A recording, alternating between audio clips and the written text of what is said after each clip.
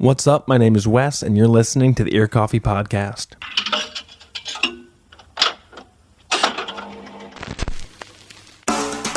Today's episode, I chatted with three-piece shoegaze band Breathe and Repeat. Over the summer of 2020, they put together the pieces for their debut EP, Cuts and Bruises, which they released at the beginning of 2021. We talked about the band's influences, the strange journey they've taken during our plague year, the EP, and a whole lot more. Without further ado, here's my interview with Josiah, Aaron, and Kyle of Breathe and Repeat on the Ear Coffee Podcast. How are you three doing tonight? Good. I'm doing great. I'm going to correct you there. We're actually Are you St. Paul? Minneapolis posers. Oh. We're like the people that say they live in Chicago, but they really live like 20 minutes outside of Chicago. Are you like Burnsville kids or something? Or like We're like in Wisconsin. Oh, We're like Hudson kind of? Yeah, exactly. Major okay. posers. I mean, I'm from Blaine, but they're from... Shout out Blaine. I'm from Owatonna. Oh, shout out Owatonna. I have friends from both those places, which is not hard. I mean, you guys had a pretty good race war a few years ago, from what I've heard, at the high school. We don't need to dive into that. Yep. That actually, before we even get into that, is interesting because initially when I heard about your music, it was like the Bandcamp and everything said you were actually a Wisconsin band. And was that something like you actually like moved closer, or you just kind of were like, we're playing shows in the cities, we're just making the drive out? Was that kind of what that was? We all met at the school here in River Falls, so okay. We all went to the college there. But I mean, as far as like going to shows and stuff, like I don't know any place to go to shows in my area other than like Minneapolis. Like St. Paul area was like definitely the music scene that we partake in, and so it felt like more right to try to market ourselves there than to like be 4 hours away in Madison, just because we're in the same state as it. So and I think so that was kind of but it's hard to like illustrate that to people sometimes, like, well, we're kind of from around here, but like not really. You have a little bit of a commute, so to speak, right? I used to be like super self-conscious about it, but now I'm just like hey, whatever, man, like we're all just trying to vibe, like right. All right. Well, thank you. That actually answers a question that I did not have written down. So I was just genuinely curious about that. But before we actually continue on in a more formal sense, let's get some introductions out of the way.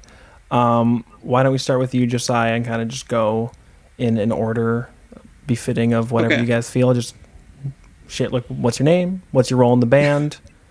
And we'll take it from there, because people want to know whose voices they're hearing. Yeah. My name's Josiah. I use he, him pronouns, and I play guitar and I sing in the band, and I do a majority of the songwriting. Okay. My name is Erin. I use she, her pronouns. I play bass in the band and sing like minuscule harmonies sometimes. That's pretty much it.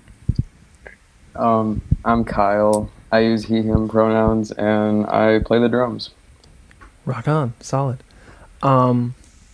So I like to start interviews pretty much in the same way, at least as far as questioning goes, because pretty much anybody that has a really serious connection with music really has a lot of like love with it, for it, had some sort of moment, or at least like a period in their lives, or an experience when they were growing up where it first clicked, I guess, where they heard like the Beatles for the first time. It's kind of like the stereotypical like classic rock dad, like the dad plays the Beatles and the kid's like, whoa, holy crap.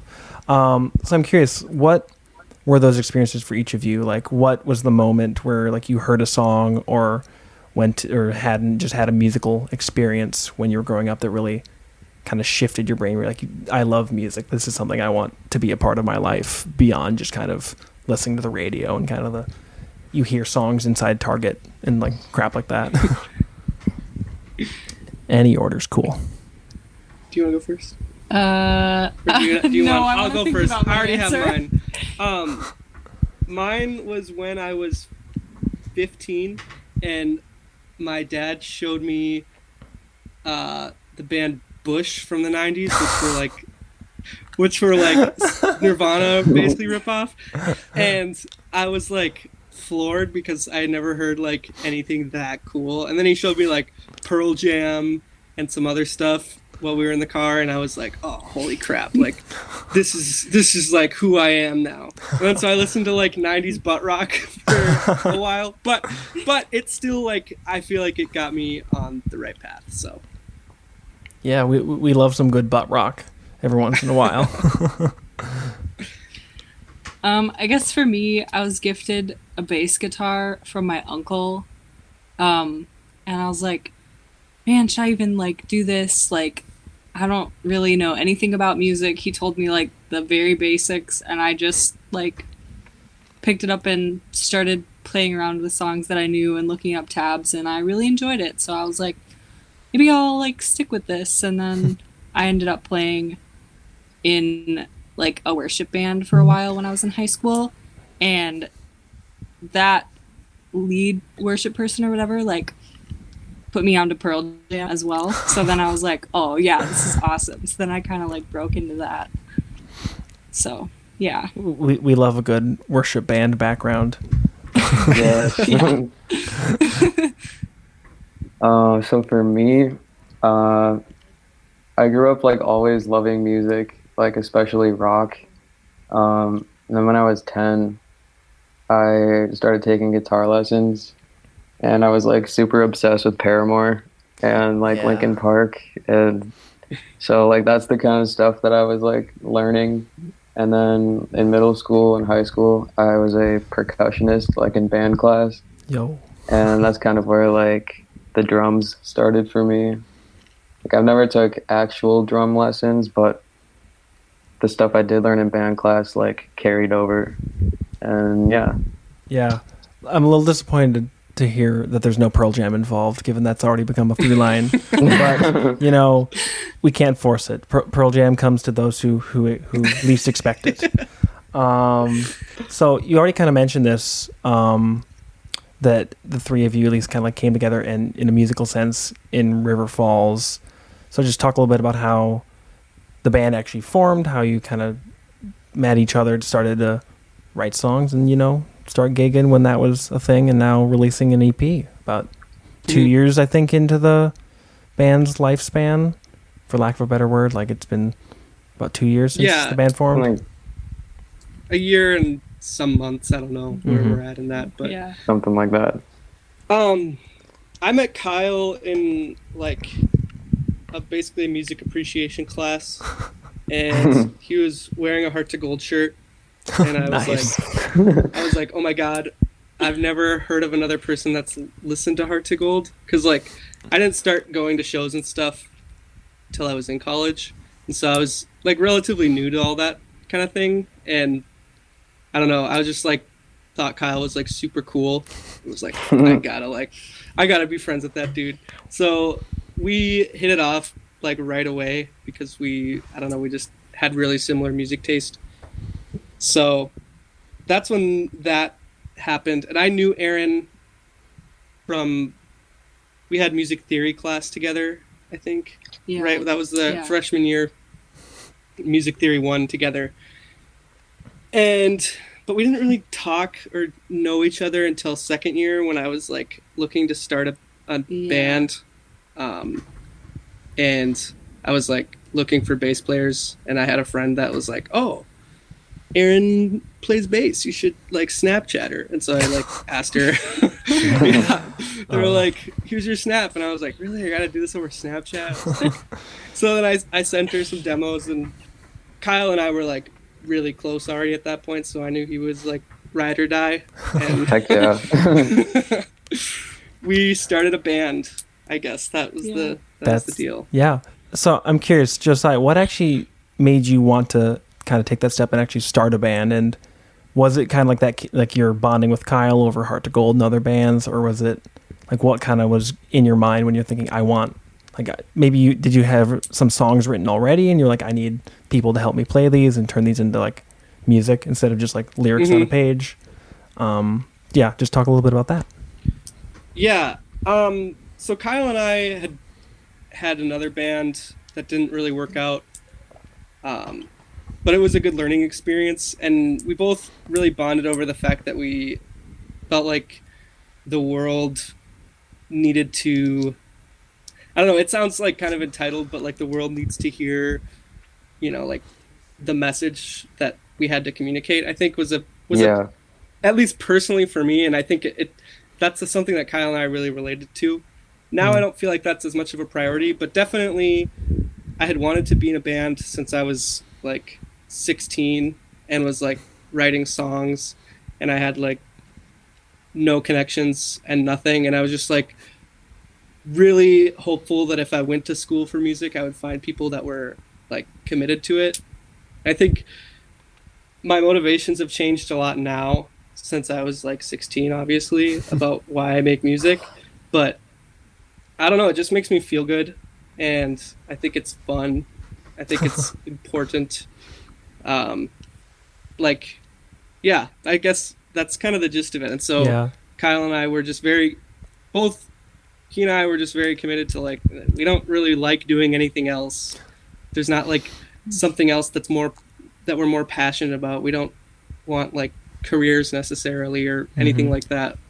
I feel like that was kind of what bonded us in the first place, and I probably wouldn't have started any sort of band without Kyle's involvement in the early steps, because he was really encouraging and very committed. So same here for me. Yeah. Are all three of you music majors then, or like studying like some form of music performance or like general music, or like where are we at with that? Mine's actually a music minor. I'm a psychology major. But respect. Yeah. From one music minor to another, respect. Heck yeah. I dropped out after my third semester. Nice. I also just dropped out. Nice. Yeah. Nice. It's okay. College is a scam. Money isn't real. Time isn't real. No. We're just here to make music and vibe. Go to college. Well, I don't know. For some stuff you do, but to get a shiny piece of paper that costs like $30,000, you do need to go to college. Exactly. And sometimes you don't even get it. So once the band got together, you and Kyle had already been working together. You could somehow convince Aaron via Snapchat to join the band. I think that's like the real like the underdog story here. Like the Snapchat worked out. Did you want to jump right into playing shows, or were you kind of thinking that you wanted to take some time to kind of like see how the band felt together as a unit, start actually like putting music to the lyrics instead of just kind of like rushing out and be like, we got to start playing shows? Because I know some bands just do it differently. And what was kind of like those early months, I guess, or even like however long you were really getting the band rolling before recording and releasing anything, a few months, like several months into the band's life? I think I just wanted to make sure that we were like good before we started playing live shows. Like not even like good as in like technicality or like technical ability or even song quality, but I just wanted to make sure that we sounded okay, like that we were all together. That was like my main goal. So it took us about a month to have like 5 or 6 songs, and then we played our first show about a month after we started playing together. And yeah, I don't know. I think before shows went away, I was really motivated to play, and it seemed to work out well. I think there was a good response from the people that we played to. I don't know. I think. Yeah. As someone who saw a show, I can vouch for that. Looking back, I think I did push things harder in the direction of playing live than I did. I wish we would have spent more time writing, but I guess things work out because now we have all the time in the world to do nothing but write. So it all evened out in the wash. But definitely, like, I don't know. I talk to people and they're like, oh, I just want to play like shows so bad. And people, I have talked to quite a few people that have never had an experience in a band. It's like, yeah, well, playing shows is fine, but if you don't have like good music to bring to a show, nobody's really gonna care. Like they don't want to hear that unless it's Yeah. unless you're putting your best effort into it, you know. Like Yeah. it doesn't have to be like, it's not about how good you are. It's just like, just do the best you can. Like don't rush it because you want to play your friend's basement show next Yeah. weekend. Like You don't want to Yeah. be the token sig band where everyone just goes Right. out and smokes a cigarette and you're like, oh, there's like 3 people here now. Cool. So were the songs you worked out in that first month and maybe even ended up on the EP or the single you released last year, Dizzy, were those songs you had already written before the band had really, at least Breathe and Repeat had started, Josiah, or were those ones that you kind of fleshed out and like really they more came to life and you kind of finished them or finalized them once you had Kyle and Aaron's input? I think only one of the songs on the EP was written before the band started.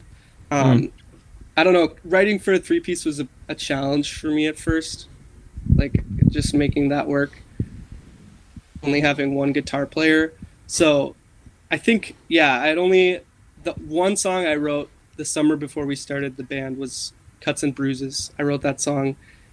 But we were just talking about this the other day. We had a lot of songs that we just like stopped playing live over the course of like a few months, like that we just felt like didn't line up with the sound that we were trying to go for. And I think, yeah, I definitely the better songs and the songs that I appreciate more that we have out are the ones that were written after we started playing together, because I felt like we all started to understand what the needs were of the songs versus like writing a song and being like, and then the drums will go like this, and then writing it down and not playing it for 3 months, you know? Yeah. Versus kind of like writing something and being in consistent practice and communication with each other seems to work a lot better for my writing style. I don't know. Yeah. So like, would you say that you just would like those initial songs you were kind of sketching everything out, but then where the band is, if I can say this, like where the band is at now is like you maybe like have like lyrics and like some like a guitar melody, and then you kind of bring that to the band, and then through, like you said, consistent practice, it kind of enlivens from there and becomes like an actual Breathe and Repeat song versus just some words and a riff. Yeah, definitely. We like jam it out a lot. Yeah. Work out the kinks. That's what you got to do. Yeah. Yeah. So the band's first released and recorded single was Dizzy, which did not end up on the EP. Was that something that you guys were just kind of thinking like, okay, we're playing shows pretty frequently, we want to have at least something out and like just have like a song we feel pretty good about that we can record and just have it be out there so maybe people can check us out before just showing up in a basement? Or was it like, I guess, well, if that wasn't the motivation behind at least releasing just a single, what was kind of going through what was the creative process and like the thought process for releasing Dizzy and just putting it out in early February of last year, just before the end times and such? I think we did want to just have something out in general to send to, like, I don't know. I don't really know how to book shows. And so I thought it would just be useful. Like, if we could at least send it to venues or like promoters or whatever, we would at least let them know that like Instagram accounts for like houses. We can play in time. Yeah. Like, you know, I think I sent our music to like the High Watt House and stuff. Like, check us out, dudes.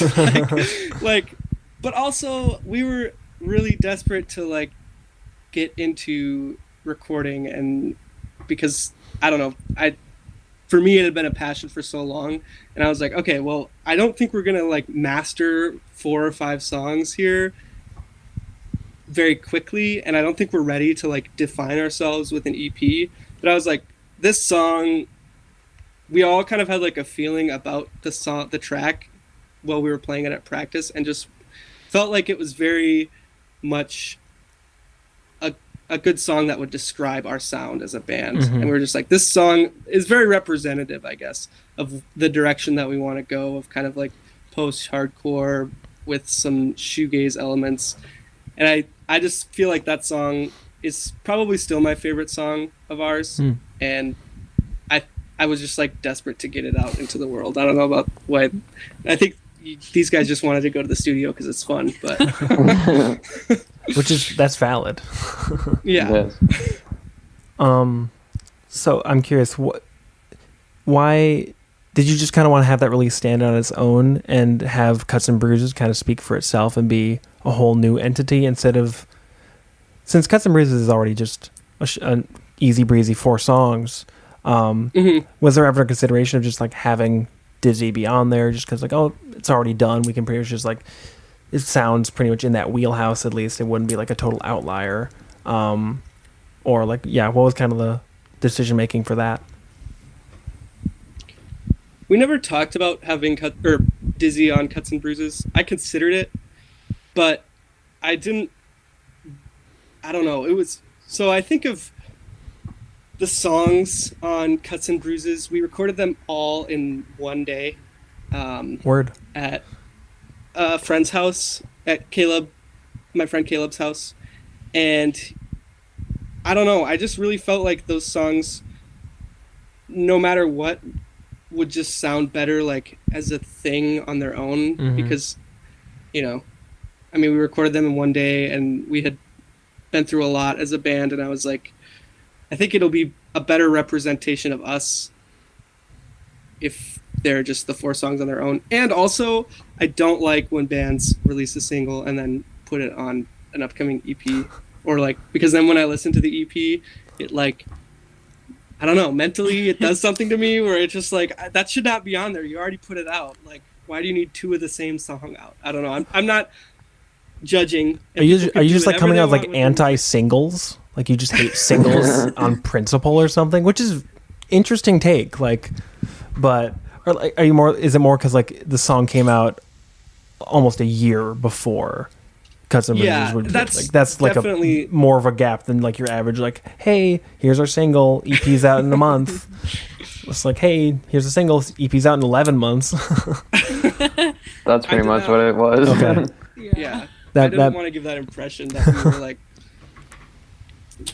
planning some sort of like master plan, big brain chess move, like or even just like so like desperate to like oh, we only have 4 songs, we can't, and you just like feel like obligated to put it on, right, because you're like, it has to be longer. So yeah, I know, I respect that. That's tight. Oh, my phone locked. You mentioned this a little bit before, that Cuts and Bruises was the only song on the EP that was written, not even like pandemic, pre 2020, but like written pre Breathe and Repeat. Excuse me.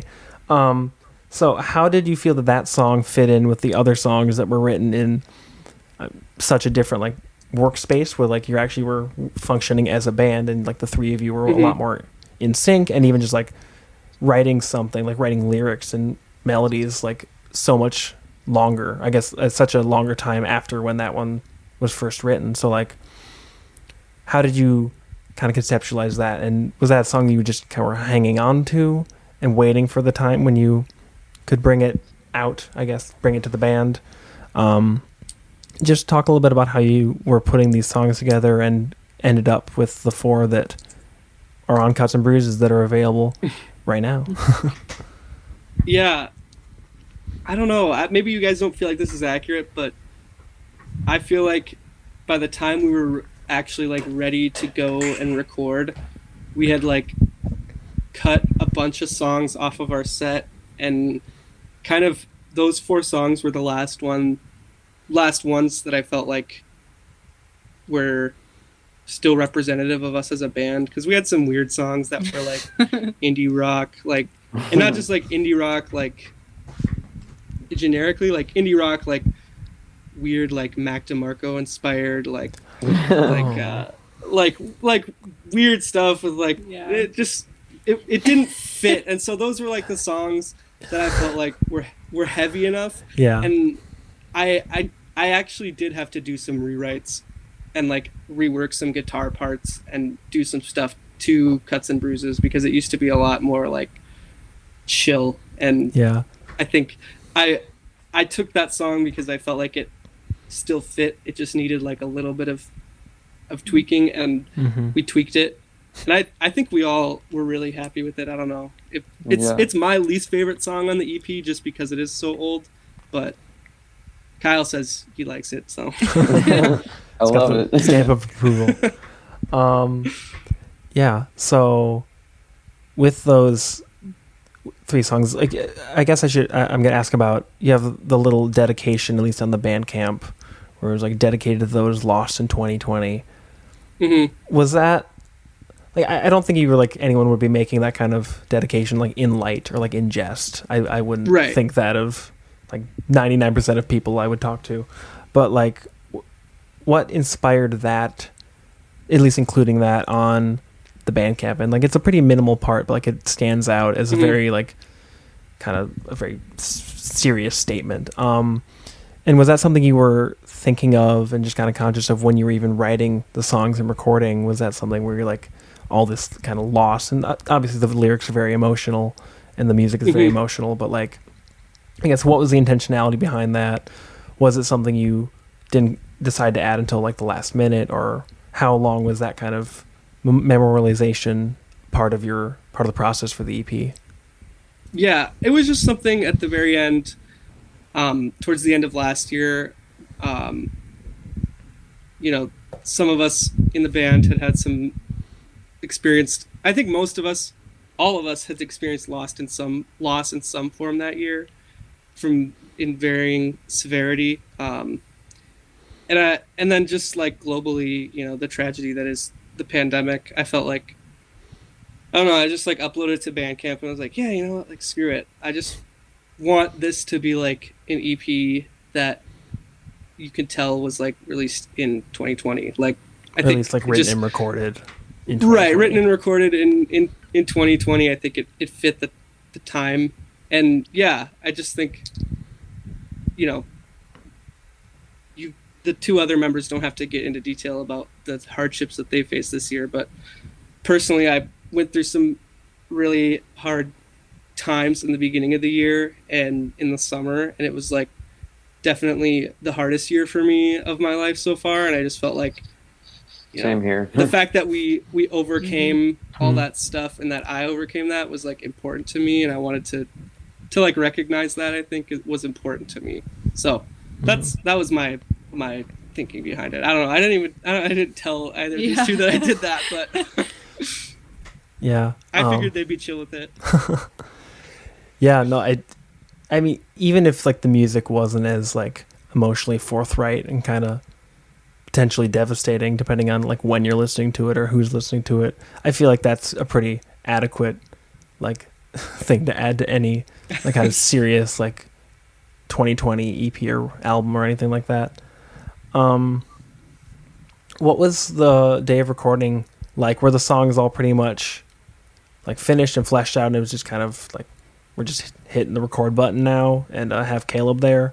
Or what was that like, kind of finalizing and making sure everybody was on the same page before going and recording everything, and just kind of keep it like making really finalizing the songs in a way that would be heard on like available now versus like when you're playing live you can kind of like play with it and stuff. Like what was that recording like? What was it like leading up to that day of recording? Yeah, just all three of you feel free to share a little bit about that. Well, didn't we kind of like throw Sorrow in like kind of at the last minute? Yeah, I Like think the last, like a Yeah. couple weeks before recording, I was no, like, I think it was like even the day of, because I remember. what? So I had to work that day, so I was at work for like half the day while they Oh, no. recorded drums and scratch guitar, and then like I remember getting to Caleb's house, and I think Kyle was like, "Yeah, we're recording Sorrow now," and I was like, "Oh, okay." I knew they could do it. Yeah, we pulled it together. Yeah.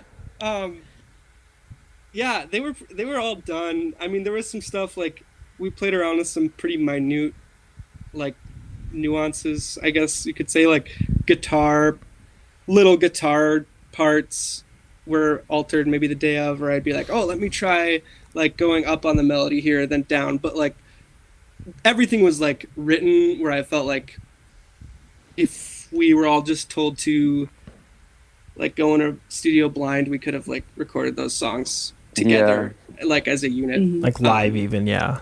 They were very like live practiced. tracked it. Yeah. Yeah.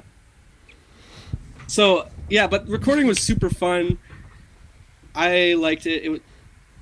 I don't know. It was like the most exhausting day of my life, though. I got home and just like felt like I had just taken the biggest poop ever, like emotionally, just to finally get those songs off my chest. And like we had been trying to record with Caleb. Like we were like gonna record like spring of 2020, and then obviously that all went out the window, and it just like went through reschedule after reschedule, and it was finally like time to do it. And yeah, I was really happy with how we did it. We're gonna try to record an album someday in one day. We're gonna do 10 songs one day. in a day. Yeah. Oh, in a day. No, I mean, that's cost effective, but like, damn. Yeah. I think I would die. Yeah, like that's a feat of endurance that like rivals a marathon or something like that. Even if like you're just kind of like sitting and waiting for the other band members to do their part, that's still pretty exhausting. You're like, oh, it's happening. To my ears, it feels like a lot of, now kind of after having heard the EP, even Dizzy, but like especially Cuts and Bruises, it feels like the band, or even like maybe just you, Josiah, as kind of like the principal songwriter, are leaning into the influences, just like that post-hardcore, shoegaze kind of sound that was really definitive in like the early 2010s, that kind of period. Was that something you were aware of when you were like putting these songs together, even just before bringing them to the band? Like, okay, I'm taking inspiration from these artists that I love and kind of transmuting them into my own songs. Was that something, or were you just kind of like, oh damn, this kind of sounds like Title Fight? In the end, like, what was that like? Or even just Aaron and Kyle, how did you kind of handle that once Josiah brought the songs? Like, was there any communication like, we want to sound like this a little bit, or what was that like? Well, we all like are really, really obsessed with Title Fight. Yeah. Or we were at one point. So I think we all have like this common interest to want to like bring those elements into the mix. It would have been Pearl Jam if not for you, Kyle. Pearl Jam's all right, but yeah, I don't know. That's the struggle, is like how to use the influences that you have without completely biting their sound. And like, yeah. So I don't know. I felt like I was pretty happy with the fact, like I don't feel like we're just taking influence from any one band, and I feel like we all have our own like kind of unique subset of listening interests. So definitely it is something I think about, though, like, and I thought about a lot of like, okay, how do I freaking songs and not just be like another band, you know, that gets lost in the mix of like post-hardcore 2010s emo music, you know? Yeah. And I don't know, I think that kind of just takes time, and I don't think we've been in a band long enough to get to the point where I want to be at, because we've only been a band for like, you know, a year and some months. So I am still proud of that EP, or of the EP. I mean, we just put it out. Like, I wouldn't have put it out if I wasn't proud of it. But my eyes are on the horizon as far as like sonic influences and stuff, and I'm excited to keep writing and to keep progressing our sound past just like, oh yeah, that sounds like something nostalgic, into something that sounds like new and fresh. I think, while still kind of retaining those roots, even. Right. Yeah, I don't know if anyone else has anything to say. I don't want to interrupt. But no. Tell them how much you love Title Fight. I think Aaron and I are engaged only because of Title Fight. That's, Yeah. That's it. That's our sole founding of our I relationship. can't tell if that's like half a joke or like half serious. Like, but hey, no judgment here. Title fights, they rock. They're never coming back, but they rock. Sorry, that might have been hurtful. I'll take that back. So, yeah, I think I agree with that assessment. Just kind of as an external listener, like it's a snapshot of where the band is and has been at the moment, and I feel like that's pretty standard for a first EP where you're really just kind of working it out and beginning to get to the stuff where you're like functioning as a band. You're like, oh, that sounds like Breathe and Repeat versus like that sounds like Breathe and Repeat is influenced by this and so on. So like, hell yeah to that. What led you to even want to put the EP out? Was it just kind of have something to put out, like you'd recorded these songs, you're like, we're going to put them out eventually, versus even just kind of working as a band to work towards an album eventually? Or like, what was kind of the thought process? Because it's changed so much. Because before it was like, we're putting out an EP because we have like a weekend tour coming up, or like we're playing shows and we want stuff like that. And without that happening, it's, I guess, like there's no reason to put out music. That's not what I'm trying to say. I hope we realize that. But the motivation is always is a lot different, a lot more varied. So I'm curious, like, what was kind of why did you want to put the EP out? Besides just, it could just be like, we have these cool songs and we want people to hear them. Like, that's as good a reason as any. But I'm just curious where you guys are at with that. And even like where you're at now a month later, because it has been almost a month or a little over a month. Yeah. I think we all just wanted to get them like out of our system, like, because we had been playing them for so long, and we have a lot more new material that we're trying to go over and learn. It's like, creatively, I think we just needed to,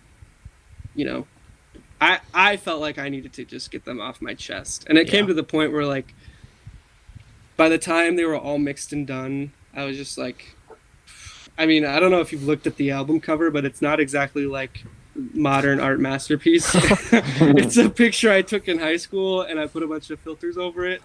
I was just like, that's DIY, baby. That's how we do it. Now it's a TikTok trend, which I'm a little pissed off about. Oh, like everybody's like, look at the album covers I could make with my camera roll. It's like, I've been doing that for like the past 8 years, but you're revolutionary. Yeah. But I just remember being like, I just need to like get these songs out because they're representative of who we are at the time, and I felt like people would enjoy them. I don't know, like people.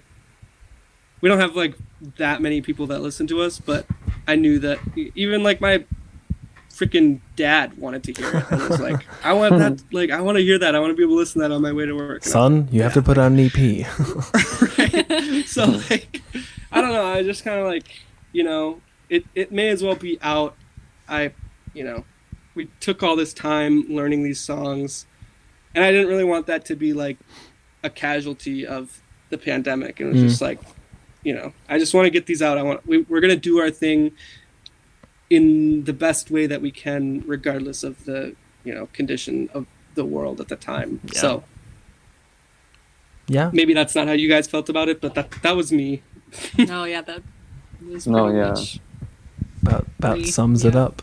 How did you get connected with Caleb for like mixing and engineering both Dizzy and the EP?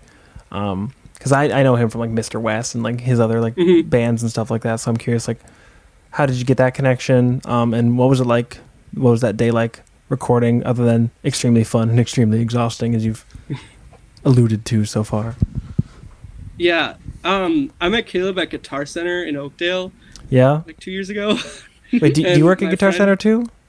No, but I was like, I just go in there all the time, and me and my friend are like playing guitars, and I had seen Mr. West play before, and I was like, don't you play in Mr. West? I know you. I've seen you around. And we just like got to talking, and he was like, yeah, come over, like we'll record, and then I never took him up on it until like a year later, and I like DM'd him on Instagram and was like, "Yo, dude, like, we're actually like ready to record now. Like, I have a real band, and so like, we're good to go." And we just really enjoy working with him. It's just super laid back, and he's very accommodating of like my pickiness, and definitely like understands the vision that I've. That's just he understands the vision that I have for like the songs we create, and is willing to like go the extra mile, and even sometimes adds in his own little like nuances and stuff to our songs that I wouldn't have never thought of like in post-production. And just I've really enjoyed that process with him. I feel like even though we don't necessarily have the very similar music tastes, he's very understanding of like the stuff that we're trying to do. And I think it so far each time we've worked with him has been like very gratifying, and had a lot of, I feel like I don't know, he just brings stuff out in our songs that I really appreciate, and to me that's like priceless in somebody who helps you make your music. If they can do that, that's like the best. Chef's kiss, yeah. Yeah. I don't know how you guys felt about it, if that sums it up. No, I agree. We're just gonna do like a super cut of just everybody agreeing with Josiah by the end. And that's all that being a lead singer in a band is finding people that agree with you. Like, yeah, you got a bunch of sycophants in the band. Yeah. So you're gonna play this? Yes. Okay.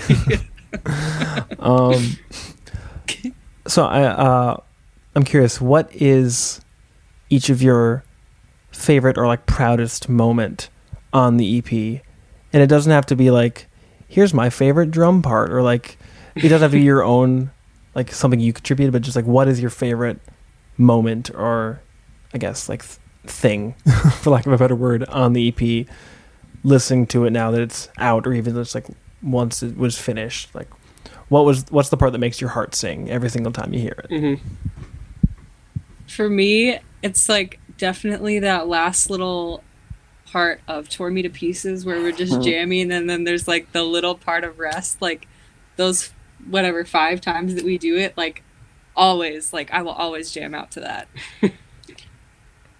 I was kind of thinking of the same thing, or like the chorus of Tore Me to Pieces, because it's very like syncopated, and like it like took a while to like get that like tight, you know.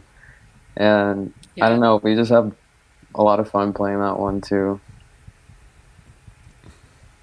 I would say probably just I don't know, I like all of it because I made it, so That valid. But I think, I don't know, I just really like the drumming on Sorrow is like really fits well with that song, and that was the last song that I wrote right before the pandemic, so like it was really, I feel like, the most advanced song we had at the time. Just like, I just think that the way that Kyle played to that song really like made it, because you guys loved it always, not to like say you guys love my music or anything, or love the music that I bring to the band. You love it, right? You guys were always like, we should play that song. And there was a point where like I almost was like, cut that song from everything. It was almost like, this song is like not what I want it to be. I just feel like we're not there yet. But I don't know, I just feel like because we've played it so much, and because we've gotten so accustomed to each other, that song really came together by the time we played it on the EP in a way that was like completely different than what I intended it to be. So that's like my proudest. It's like my son. That song is like my child. Well, they say kill your darling, so I'm glad you didn't take that advice in the case of this child. Beyond just kind of working on more songs, and hopefully if you're able to safely practice like working on that, what does Breathe and Repeat have in the future? I know it's a bit early to be asking that, given that Cuts and Bruises has been out like a month. You can kind of rest on your laurels, take a breath for a second. But yeah, what are you guys kind of envisioning going forward, irregardless of the world circumstances? Because obviously those will always come out of right field and knock you in the face. Mm-hmm. But pending like just a perfect future, what are you guys hoping to do? What are you working on? I don't know. Do you have anything? An album. I feel like it's the logical guess. Yeah, We've I got guess some an new album. songs we've been jamming, I guess. Yeah. Like, Yeah. I mean, we want to record an album for sure. At some But point. that's something that I'm not looking at anytime this year. Like, I feel like the world isn't ready for our music. But Breathe and Repeat will release their debut album when Title Fight reunites. Right. The world isn't ready for another cis man to release an emo EP. It's just not. No, but anyway, I think we'll record an album next year. I want to give us time to like really progress, and I feel like the songs that we're working on now are a lot heavier, and I want to give us time to lean into that and see where that goes. I would really like to get back to playing shows, obviously, as much as everybody else would, but I'm like really obsessed with the idea of touring. That's been something that I've always wanted to do.